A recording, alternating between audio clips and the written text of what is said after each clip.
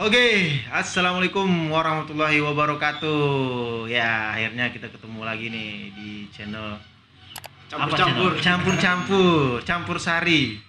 Padahal kita orang Sumatera tapi kita pakai istilah Jawa, Bang ya. Istilah Jawa. Karena lagi di Jawa. Karena lagi di Jawa. Kalau di mana kata bumi dipijak di situ lagi dijunjung. Benar kita sekali. berpatokan di situ aja Di ya. situ kan? aja ya. Oke lah, baik. Biar kita jadi orang yang arif kata orang tua. Ya. Benar juga, betul. Alhamdulillah teman-teman, kita akhir ini masih bisa bertatap muka dengan salah seorang senior saya nih. Sebenarnya bukan tatap muka. Apa nih? Guys, ini kita lagi Bertatap kamera. lagi natap ente Natap nih, kamera ya. yang lagi nonton. Natap muka lewat kamera. Itu lebih tepat sekali. Ya, sebenarnya kita lagi ngopi sih. Lagi ngopi ya. Ngopi. Cuman kepikiran kadang-kadang obrolan kopi itu kadang-kadang Nah, ada inspirasi yang bagus buat nah, dibagi. benar. Jadi teman-teman sekalian, hari ini sore ini kita bakal ngobrolin soal kopi. Apa kopi itu sebenarnya? Nah, kopi dalam hal ini kita bakal luaskan maknanya menjadi Ini kopi nih. nah, itu kopi. Tapi kali ini kita luaskan maknanya menjadi komunikasi politik. Iya. Mantap, berat banget ini. Gimana?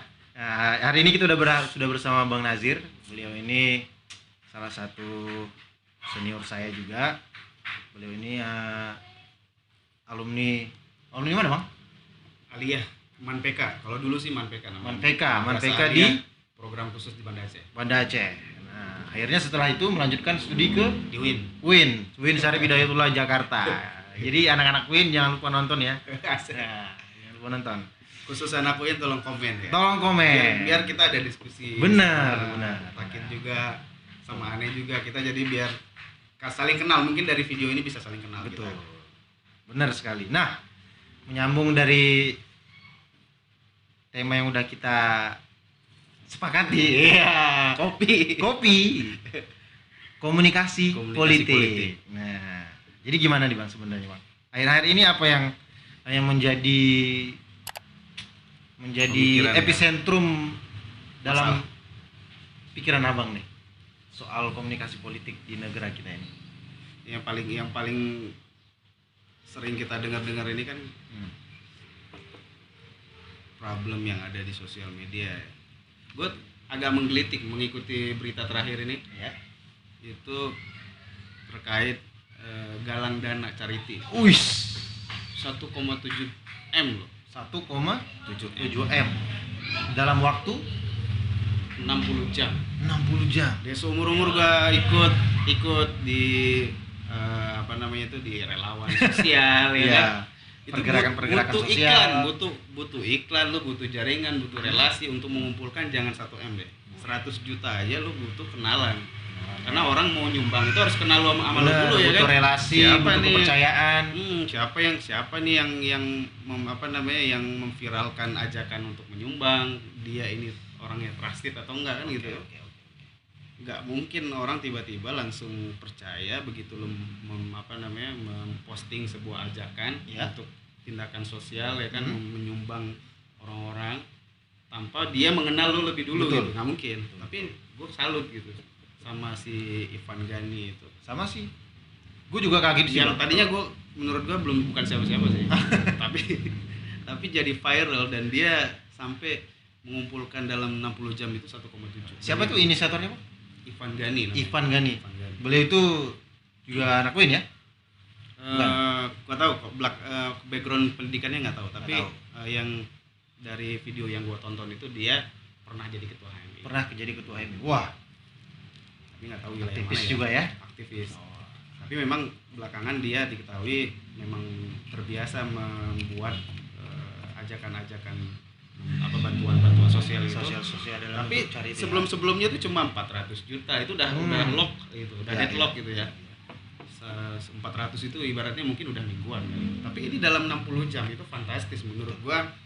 Ada satu hal yang berkembang di masyarakat itu animo peduli yang tidak disangka oleh publik sebelumnya. Bahwa dalam kondisi pandemi ini yang ada orang mikirnya kan nyimpen duit ya kan sebisa Benar. mungkin lu Benar. hidup berhemat Benar, ya. karena Makan seperlunya, Benar, karena belanja daya- sedikit-dikitnya kan gitu. benar. Karena daya jual beli Ya, nggak kan juga gitu kan? menurun. Banyak yang juga dipangkas-pangkas pekerjaan, Pekerjaan banyak yang PHK. banyak yang di PHK juga gitu. Tapi ternyata mampu untuk Mampu. menyumbang 1,7 itu banyak yang mampu. gila, luar biasa. Dan ini gue yang menggeliti gue adalah secara durasinya begitu cepat, ya kan. Yang kedua, nggak bisa dibendung keinginan orang menyumbang. Bahkan gue yang katanya salah satu penyumbang itu seorang driver online. Driver ojol ya. 15.200 diposting sama dia di Twitter karena saking dia terharunya ya. Gue juga ikut terharu karena pas nonton itu gue pengen nangis, tapi kan ada orang di sebelah jadi gue nggak nangis. Gue terharu gitu. Terharu ya. Gue aja yang nonton ini belum ngasih apa-apa, Rp1 pun belum ngasih, tapi ada ojol yang hari itu dia memang kayaknya meniatkan khusus dari pagi narik untuk mau nyumbang buat keluarga korban yang kemarin tragedi di KM 50. Iya, iya. Jadi kalau menurut Abang dari hemat Abang nih sebagai filosofer kopi nih, ya kan? Filosofer kopi. Sebagai mania kopi. Iya, sebagai mania kopi nih. Jadi apa sih penyebabnya itu? Kok bisa orang dengan mudah memberi? Padahal kalau mau jujur mereka juga butuh ya. Ya, benar. Apa sih yang menggerakkan mereka sebenarnya? Dalam diri manusia itu ada giant sebenarnya, kalau menurut gua, apa istilahnya itu, Giant. ada raksasa. Ada raksasa ya. Ada raksasa. Dimana kalau raksasa itu dibangkitkan, maka apapun bisa terjadi. Apapun bisa terjadi. Hal-hal yang bagi dia dalam keseharian itu mustahil itu bisa terjadi. Bisa terjadi. Contoh kayak orang dikejar sama anjing gila. Ya. Itu pagar yang 5 meter. Aslinya kalau dalam kondisi sadar dia nggak mampu loncat. Dalam kondisi sadar dia nggak bakal Nggak bisa mampu. loncatin. Tapi karena kondisi dia menyelamatkan diri, didorong oleh ketakutan digigit anjing gila, itu bisa dilompat tanpa mikir gitu. The power of kepepet. The power of kepepet. Kata orang ya, the power of kepepet. Jadi gua rasa ada unsur kepepet dalam dalam situasi melihat masalah yang timbul sekarang ini. Oke. Seperti nggak ada jalan keluar, Dari yang keluar. sehingga dengan kepepet itu dia terdorong untuk membantu gitu. Menurut gua sih gitu. Yang kedua ya ada giant yang raksasa dalam diri dia itu, rasa peduli yang sudah sekian lama tapi nggak ada pendorong, nggak ada pemicu, nggak ada anjing gilanya nih. Oh, iya. Ya kan? Iya. Dalam dirinya. Nah, dalam hal ini anjing gilanya siapa nih? Gue jadi penasaran nih. Ya kan? Gue penasaran nih. Jangan mancing-mancing dulu. Belum sampai nih, ya kan? Kita masih kopi. Masih kopi ya. Masih bicara komunikasi dulu karena Ya. kalau anjing gila itu udah masuk ke dalam politik. Oh, udah masuk dalam kata kuncinya ya, kata kunci politik ya. Ini kita pisahkan dulu, komunikasi dulu Bang ya. Oke, Tapi kita sebentar, gue mau nanya, nah, lu ngikutin berita itu nggak? gue ngikutin Ya. gue ngikutin. Yang paling berkesan ketika lu tahu ada sebuah aksi sosial ini ya, yang paling berkesan buat lu itu apa? Yang paling berkesan itu adalah ternyata kepedulian orang-orang menengah ke bawah itu lebih besar ya. Lebih besar. Mohon maaf.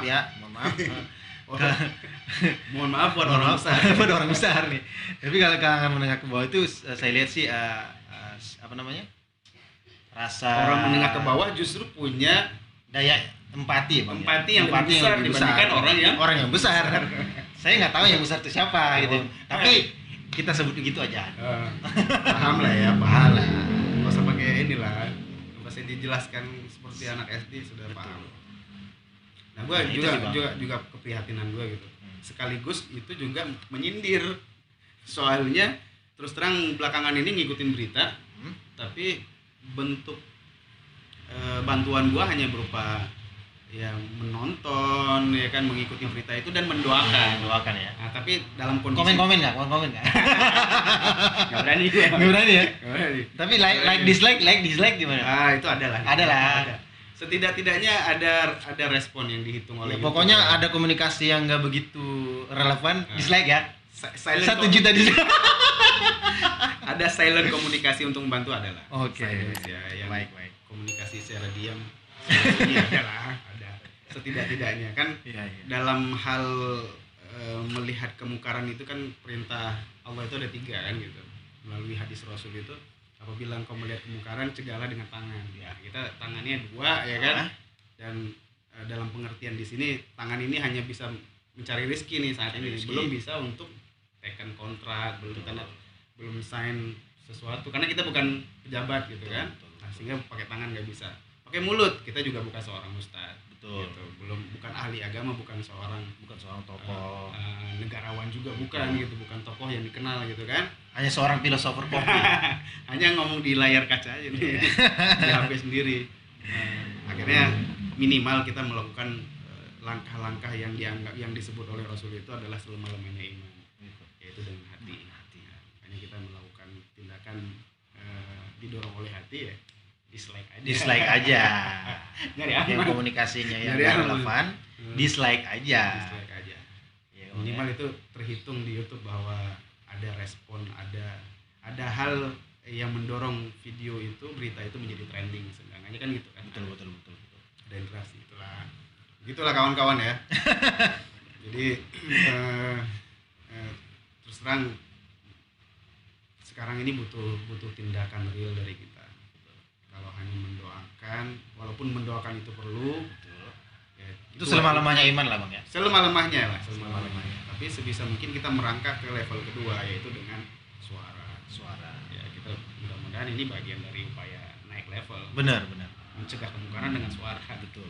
Ya kan? Nah, walaupun suara kita hanya masih nyari subscriber. belum banyak kawan-kawan. Nah, mudah-mudahan yang nonton ini dengan senang hati mau subscribe kita, bunyikan lonceng. Ya, dia suka, dia karena, like ya karena kan. mensubscribe itu adalah bagian dari ibadah. ibadah. Oke. Jangan sampai terlejeng nih bagian dari gitu. Like and comment teman-teman ya, kita diskusi lewat video ini. Jadi itu hal yang belakangan ini gua perhatikan ya, berita. Ternyata masih banyak orang yang berempati di negeri ini. Masih banyak ya. Alhamdulillah. Alhamdulillah. Cuman karena negeri kita memang sekarang menjadi sementara ini antah berantah.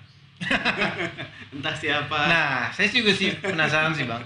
Yang entah berantahnya itu adalah apa? Komunikasinya yang kurang baik apa gimana? Penyebabnya salah satunya komunikasi apa?